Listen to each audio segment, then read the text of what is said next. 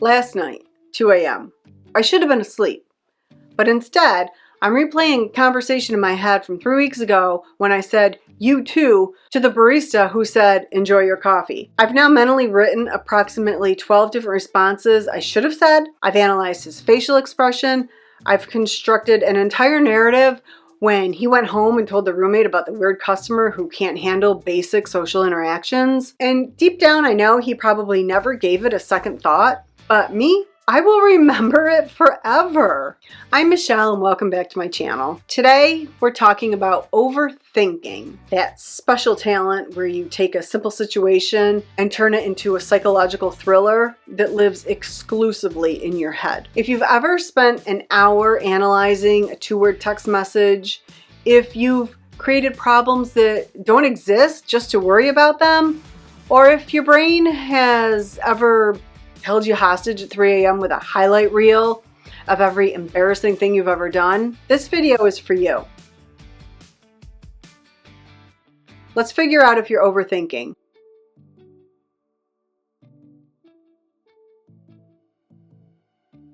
So let's start with the most obvious signs that you're overthinking. These are the red flags that your brain has gone rogue.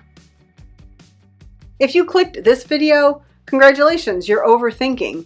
Normal people don't wonder if they're overthinking. They just think about things and then stop. But you need data. You need confirmation. You need to analyze your analyzing. Welcome to the club. We meet in our heads at 3 a.m. every night. Let's talk about that text you need to send. All you need to say is sounds good. But what you've typed is, which you think might be too enthusiastic. Was that too cold? Now, is that necessary? Wait, is it perfect? What if it's not perfect? Am I overselling? It's been 20 minutes. You still haven't sent the message. The conversation has moved on and you've missed your window. Congratulations. You've overthought yourself into silence.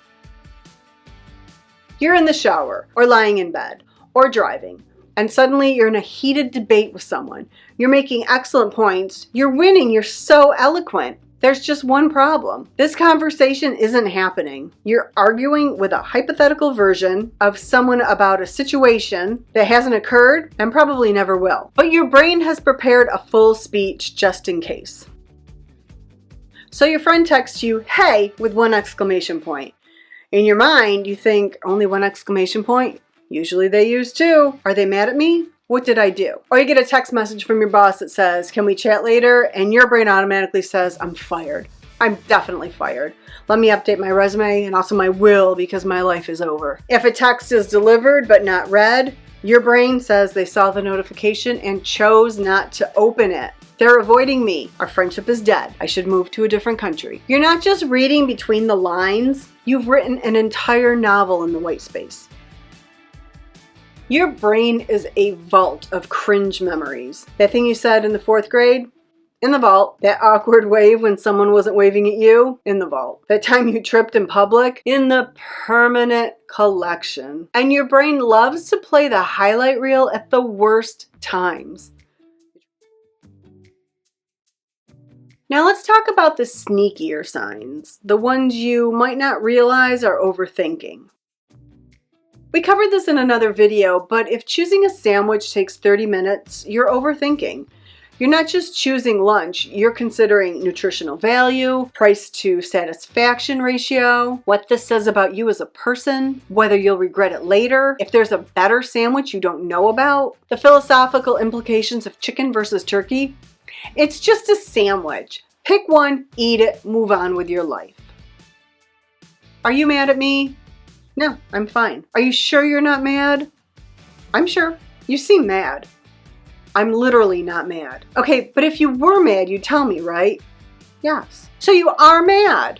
You're not looking for reassurance. You're looking for proof that your overthinking is justified. And when people say, "I'm not mad," you don't believe them because you've already decided they are mad and created an entire backstory for why. You're at a party. It's going well. You're having fun, but your brain is saying, Should I leave soon? Am I staying too long? I should say something interesting. Why can't I think of anything interesting? Did that joke land? It didn't land. Everyone thinks I'm weird now. When should I leave? How should I leave? What if I say goodbye wrong? You're physically present, but mentally you're running disaster simulations. You can't just be somewhere. You have to analyze the whole experience in real time. Nothing is wrong. Everything is fine. But your brain says, that's suspicious. What are we missing? There must be something wrong. So you invent problems. What if I lose my job, even though it's secure? What if they secretly hate me? They literally just invited you out to dinner. What if everything falls apart? Everything is currently together. You can't just relax. You need something to worry about. So you manufacture worst case scenarios to keep your overthinking skills sharp. Here's what people don't talk about. Overthinking has physical symptoms. The body keeps score. You're always tired because your brain never stops.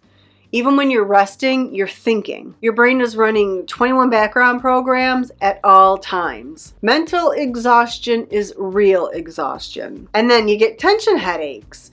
Your brain is clenched like a fist 24/7. Of course you have a headache. You're physically holding tension from overthinking. And that knot in your stomach, that's anxiety from overthinking. Your gut and your brain are connected. When you overthink, your stomach knows. And as we established in the intro, your brain's favorite activity is keeping you awake at night. Your 3 a.m. brain always wants to review every decision you've made that week.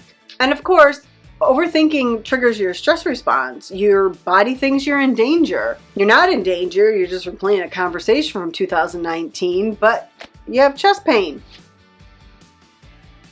So let's talk about the specific mental patterns that signal your overthinking. Pattern number 1, catastrophizing. You jump straight to the worst possible outcome. The situation is simple, your boss wants to talk. And a normal brain, oh, Dad, probably want to talk about the project. But your overthinking brain, I'm fired and I'm probably going to go to jail too. A normal situation is where a friend takes a little while to respond, and a normal brain would just say, well, they're probably busy. But an overthinking brain thinks, they hate me, I've ruined everything, I'll die alone.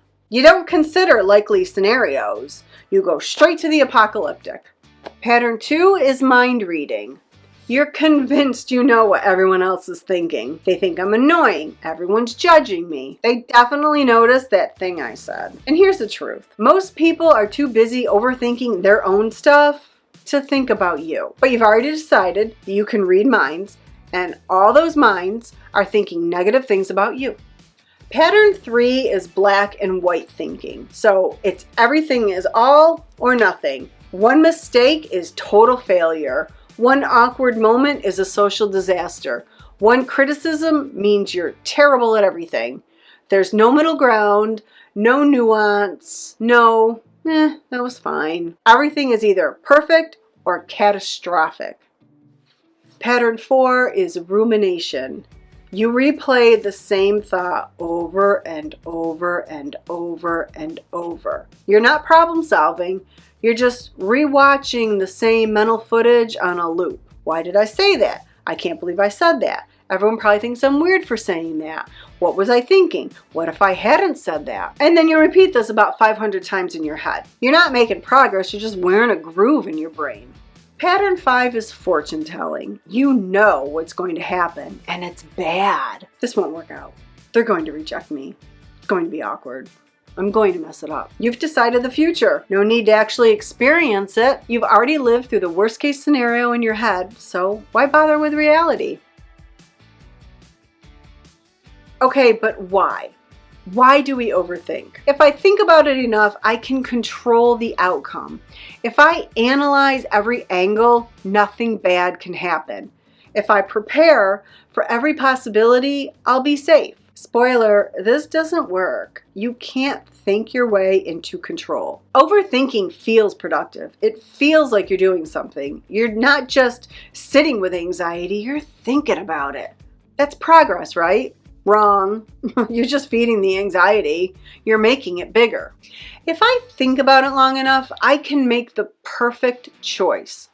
If I analyze it thoroughly, I won't make mistakes. But there is no perfect. There's just choices, and you're overthinking yourself into paralysis. Maybe you made a decision once without overthinking and it went badly. So now your brain thinks, must overthink everything to stay safe. Your brain is trying to protect you, but it's gone way overboard. All right, you're definitely overthinking. Now what? Strategy 1, name it. When you catch yourself, I'm overthinking right now, just naming it creates distance. You're observing it, not drowning in it. Strategy number 2, set a thinking timer. I will think about this for 10 minutes. Then I'm done. Give yourself permission to think about it, but set a limit. When the timer goes off, stop, move on, you're done. Strategy 3, the 5-5-5 rule. Will this matter in 5 minutes, 5 days, 5 years? If the answer is no to all 3, not worth overthinking. Strategy 4, action beats analysis. Stop thinking, start doing. Send the text, make the decision, have the conversation. Action interrupts overthinking. Strategy 5, the so what technique. They think I'm weird? So what? Then they won't like me. So what? Then I'll be alone. So what? I guess I'd be fine. Keep asking so what until you realize the worst case scenario isn't that bad. Strategy 6, schedule worry time. Tell your brain, we'll think about this at 7 p.m. for 15 minutes.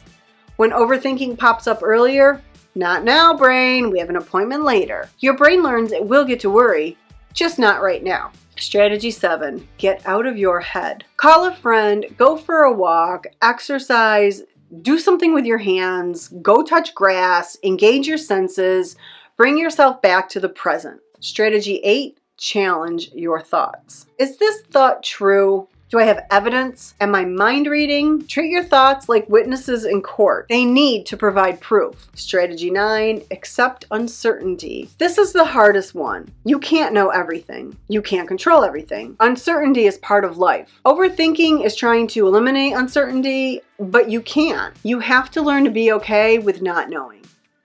Look, if you made it to the end of this video, you're definitely an overthinker. I know because I am too. And I want you to know, your overthinking doesn't make you broken. It makes you human. Your brain is trying to keep you safe. It's just overdoing it by a lot. The goal isn't to stop thinking. It's to think in helpful ways instead of spiraling. It's to catch yourself when you're creating problems that don't exist. It's to bring yourself back to reality when you've disappeared into your head. You can't eliminate overthinking completely, but you can learn to recognize it and redirect it. And slowly, it gets easier. So drop a comment. What's the most ridiculous thing you've ever overthought? Let's laugh at our brains together. Like and subscribe for more content where we acknowledge that, yes, your brain is a lot, and that's okay. Now, if you'll excuse me, I need to go overthink whether this video was good enough and analyze every word I just said. See you in the next one.